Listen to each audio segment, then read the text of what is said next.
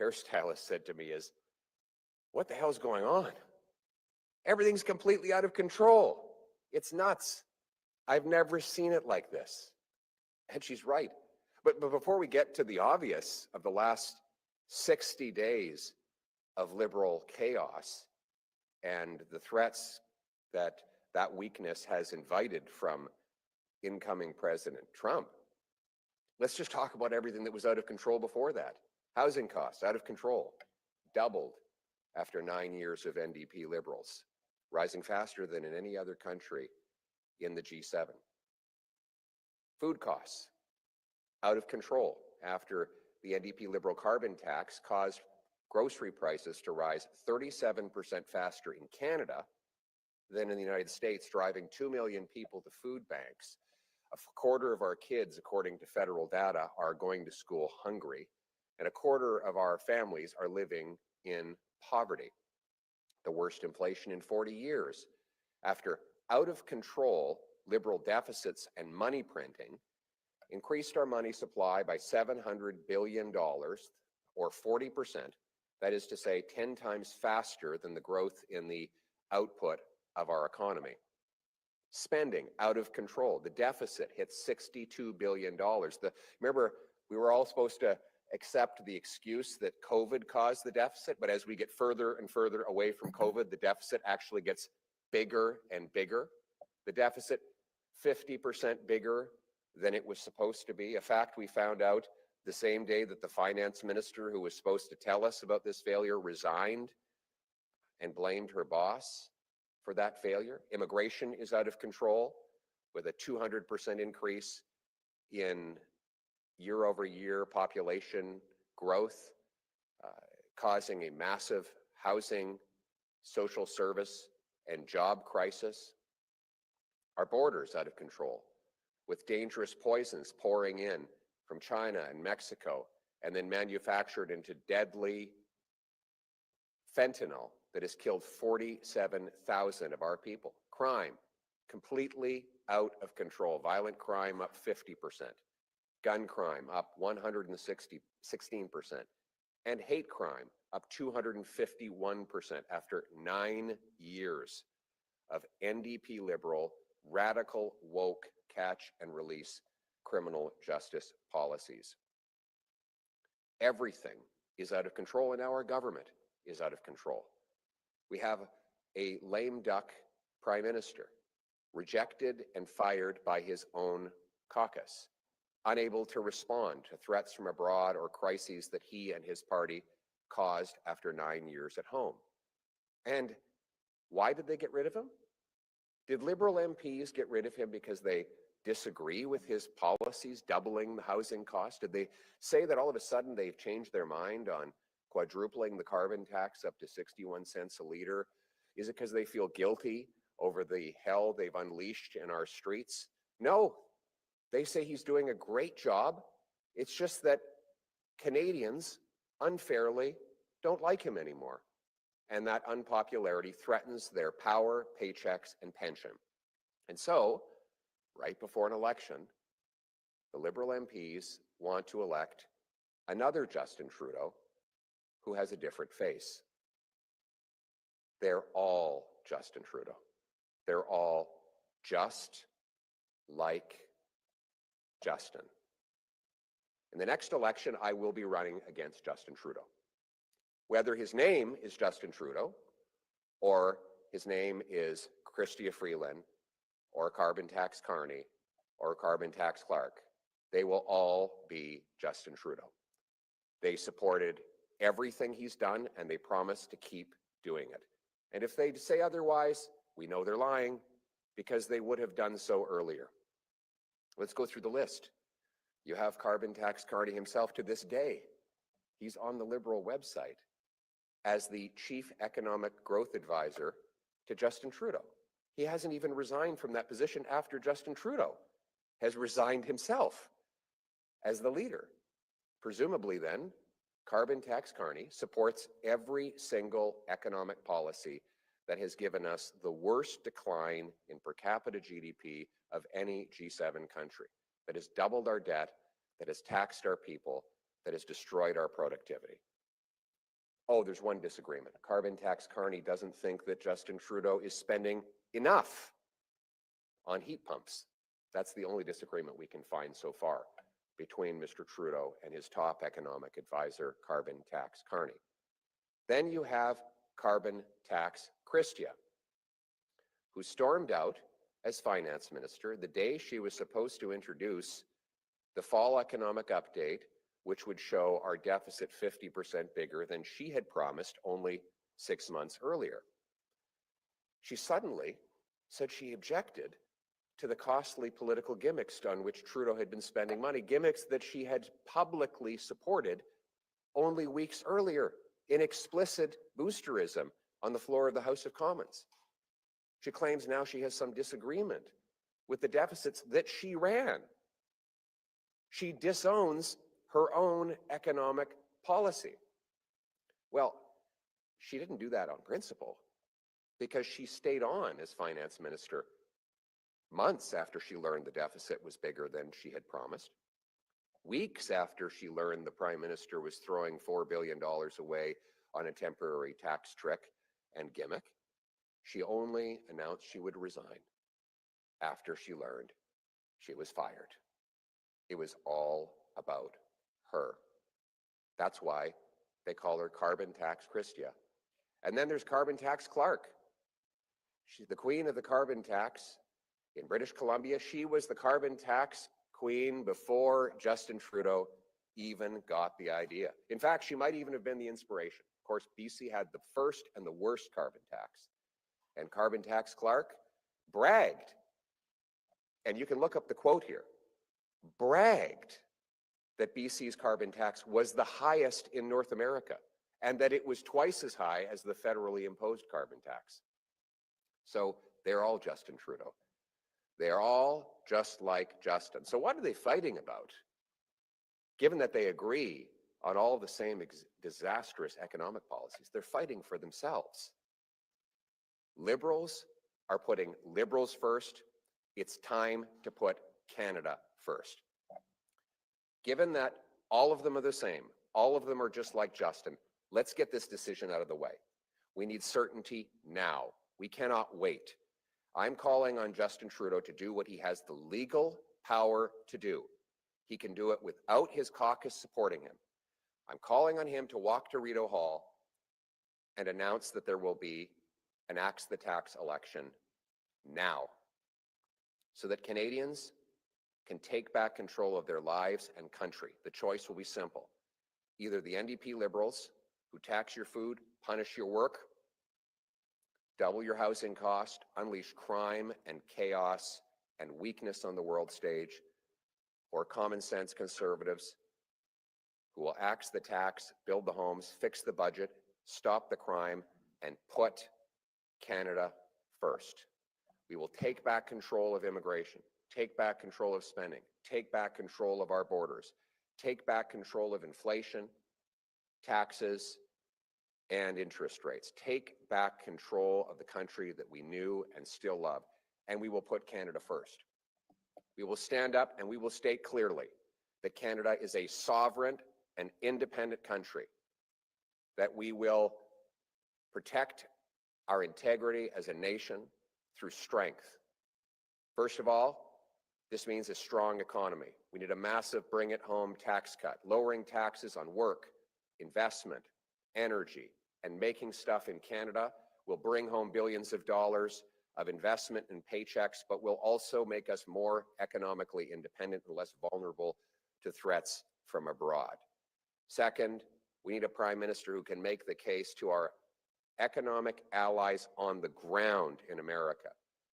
We should go to the American workers in the Midwest and their union and business leaders and say, how many jobs are you prepared to lose by hitting Canadian energy with tariffs, energy that we sell to America at discounts that create six-figure jobs for American workers? How many of those people will go out of work?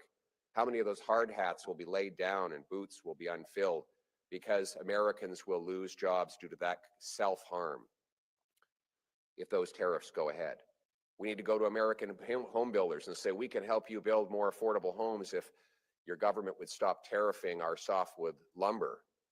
We need to go to the American tech companies and say, you could have access to our unmatched, totally reliable and clean electricity sources for your data centers. AI requires 10 times as much electricity as traditional information technology does. We have the most uranium for nuclear centers. Meta, Google, Microsoft are all buying or refurbishing their own nuclear plants to power their data centers. We can do it for them here in Canada. Cold, dry climate, lots of energy, low cost, totally reliable, 100% ally right next door. We can provide that to America. And energy. Today, Venezuela being torn apart with opposition leaders being attacked. And what is America going to be forced to do? Buy Venezuelan oil instead of good, clean Canadian oil. Not only should we condemn Maduro and the dictators in Venezuela for what they're doing, we should shut them off by shutting down their energy and their oil sales and replacing it with Canadian oil sales. The Americans, our friends, want Canadian oil, not Venezuelan, not Iranian, and not other dirty dictator oil from around the world. These are the arguments that a strong prime minister with the brains and backbones to lead a country would be making right now if we had a serious government.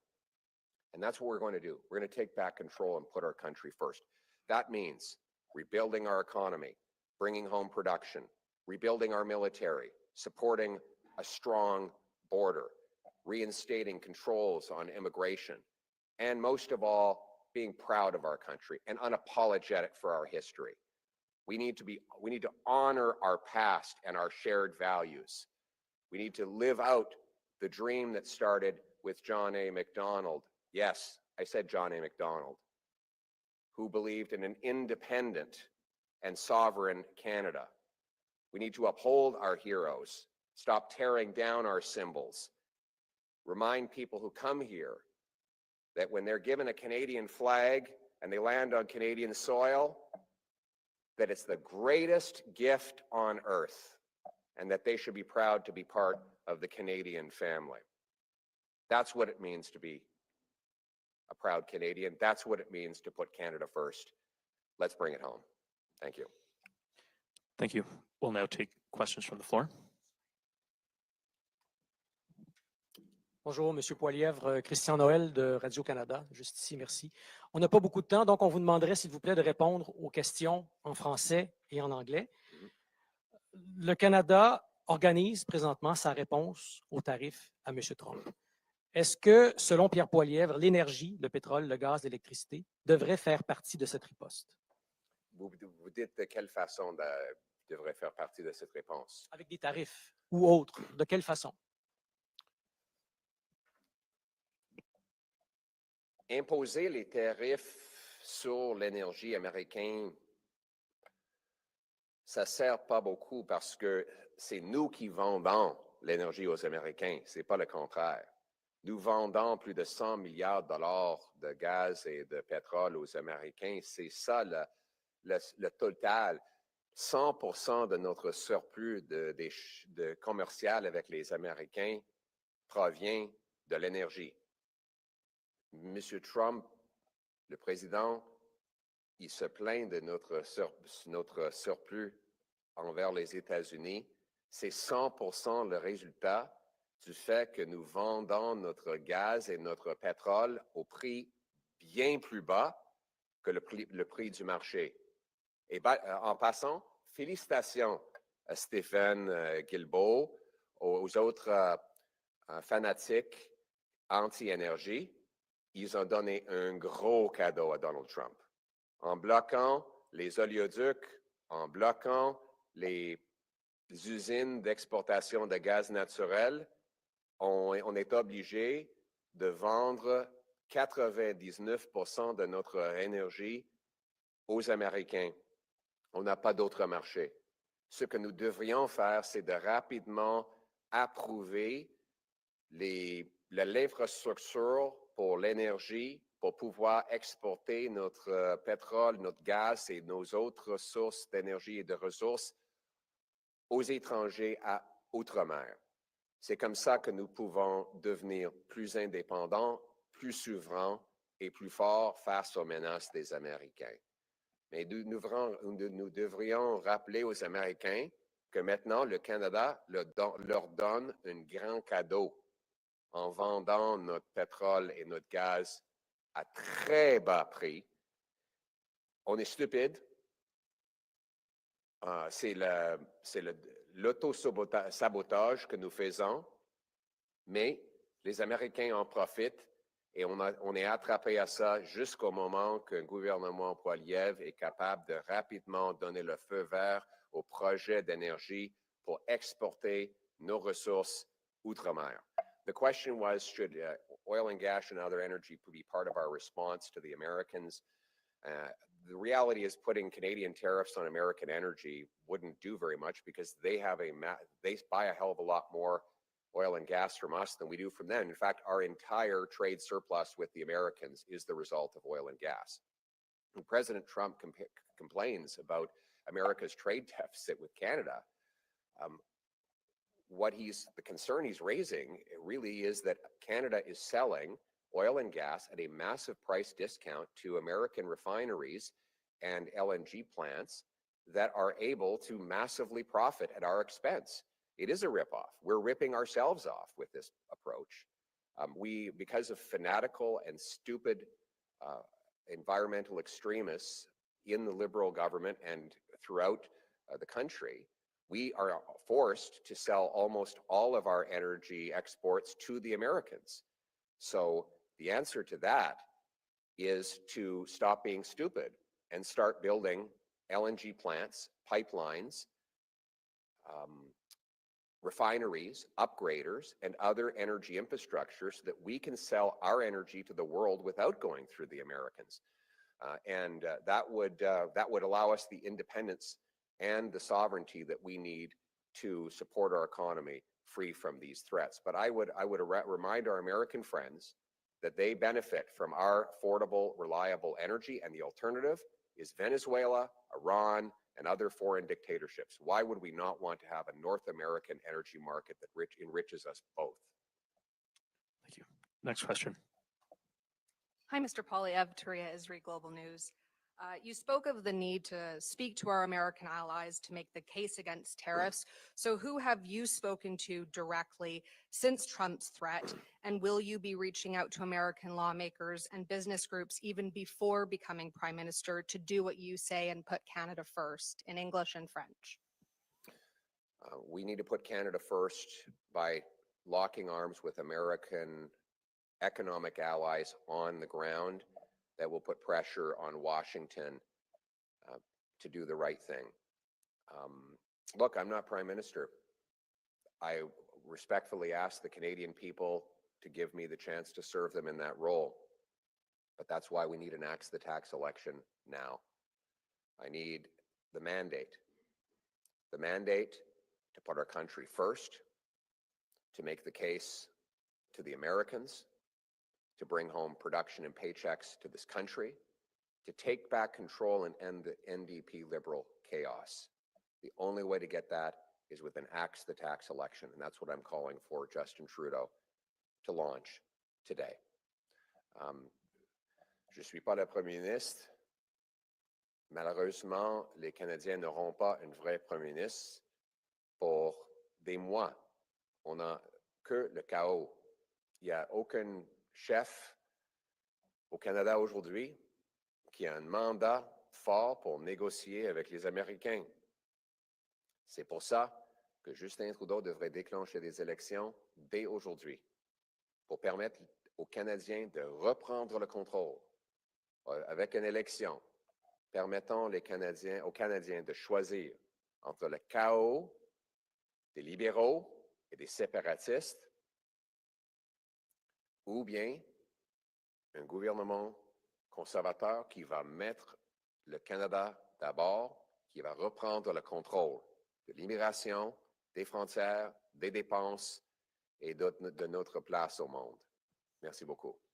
Thank you. Next question. Just move that down. Thank you. Stephanie Levitz, the Globe and Mail. Hello, Mr. Poilievre. Happy New Year. Likewise. for the first time in our living memory, a US president is directly threatening our country. We have an election that's only weeks away, likely. Can you walk us through why you think axe the tax is still the ballot box question for this election and not something else?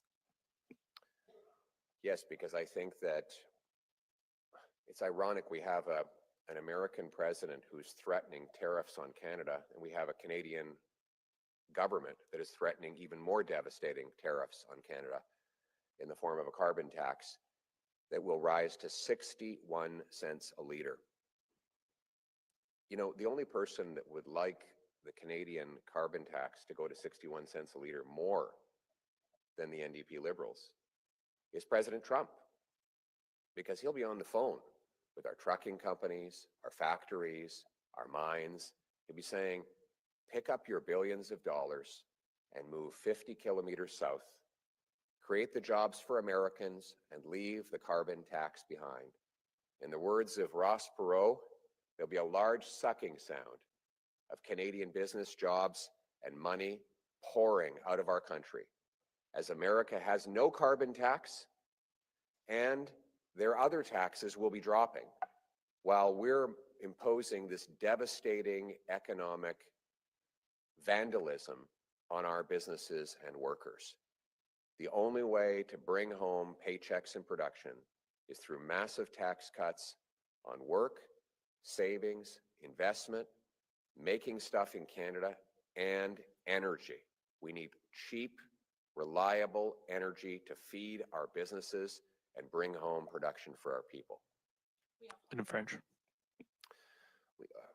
Quadrupler la taxe sur l'essence et le diesel va favoriser les Américains parce que nos entreprises, nos fermiers n'auront pas la capacité de faire la concurrence avec les Américains qui ne paient pas de taxe carbone. Donc, comment est-ce que les fermiers canadiens vont pouvoir nourrir nos citoyens s'ils paient une taxe sur le carbone qui n'existe pas aux États-Unis, là où les fermiers vont payer rien? Comment les camionneurs canadiens, les usines des mines vont-ils pouvoir faire la concurrence? Monsieur Trump sera à le téléphone avec nos entreprises, les invitant d'aller aux États-Unis. Il va y avoir une grande chute d'argent qui quittera notre pays pour les États-Unis. C'est des emplois, des entreprises et de croissance économique pour les Américains, et nous allons payer le prix. C'est pour ça qu'il faut éliminer les taxes. Mais ce n'est pas juste ça. Il faut couper les taxes sur l'énergie, sur les entreprises, couper les impôts pour encourager le travail. C'est comme ça que nous allons ramener la production ici au Canada. Thank you. This will be the final question. Kate McKenna, CBC News. Mr. Poilievre, Elon Musk seems to be a fan of yours. He tweeted a 100% emoji recently in response to a tweet that says, Pierre Poilievre is extremely impressive. He should be Canada's next leader. The sooner, the better. I'm wondering what you think of this, and do you accept his endorsement? In French and English, please. Well, first of all, my 3-year-old has just told me that he wants to go to Mars. So I guess Mr. Musk would be the right guy to put him in touch with.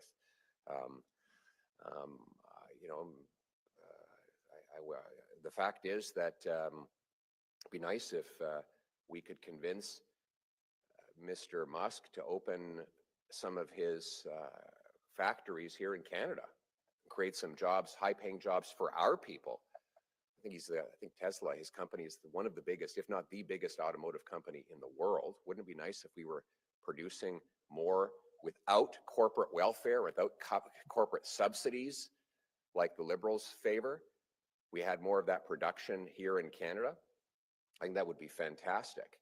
So if I ever get a chance to meet Mr. Musk, what I would say is, how do we make this an economy where we bring home hundreds of billions of dollars of investment to Canada so that our people get the paychecks? And why is it that after 9 years of NDP Liberals, it's Americans that are getting all the paychecks and all the growth? What is it that NDP Liberals have done wrong to drive these hundreds of billions of dollars out of our country? That is the question that all Canadians should be asking.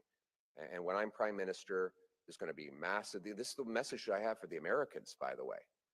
The days of us just handing over our businesses and our jobs because of our economic vandalism by this big, fat, money-hungry government in Ottawa are over. We're going to have a fierce free market economy that competes with every country on earth. We're going to bring it home. En français? Comme je viens de dire, mon garçon de 3 ans vient d'annoncer à notre famille qu'il veut visiter la planète Mars. Donc, évidemment, M. Musk, c'est un bon contact d'avoir dans ce cas. Mais si j'avais la chance de parler directement à M. Musk, je lui demanderais comment est-ce qu'on peut attirer plus d'investissements ici au Canada. Je pense que M. Musk est le fondateur et propriétaire de l'entreprise d'automobile la plus grande au monde. Comment pouvons-nous, sans faire le PS coopératif, attirer cet investissement ici au Canada? Pourquoi pourquoi notre gouvernement a-t-il expulsé tous ces investissements aux États-Unis? Pourquoi c'est les Américains, leurs ingénieurs, leurs travailleurs qui reçoivent ces chèques de paie? Que devrions-nous faire pour ramener cette production ici au Canada? C'est ça une bonne question. Moi, je vais couper les taxes et les impôts pour les entreprises et je vais aussi éliminer le BS coopératif. Je vais couper la bureaucratie, les consultants, le gaspillage, et on va avoir une économie libre et ouverte qui est capable de faire la concurrence avec tous les autres pays. J'ai un avertissement aux Américains aussi. Les jours où le gouvernement du Canada expulse des milliards de dollars avec des politiques étatiques chères et destructrices sont finis. Quand je serai Premier ministre, nous allons avoir une économie libre avec moins de taxes, moins d'impôts, moins de paperasse et plus d'entreprises et des plus grands chèques de paie. Parce que nous allons rebâtir la promesse du Canada, que chacun qui travaille fort devrait avoir un plus grand chèque de paie qui est capable d'acheter des logements et de la nourriture abordable dans les quartiers sécuritaires. Merci beaucoup. Thank you very much. No, I'm not. So the topic about which I've been asked to speak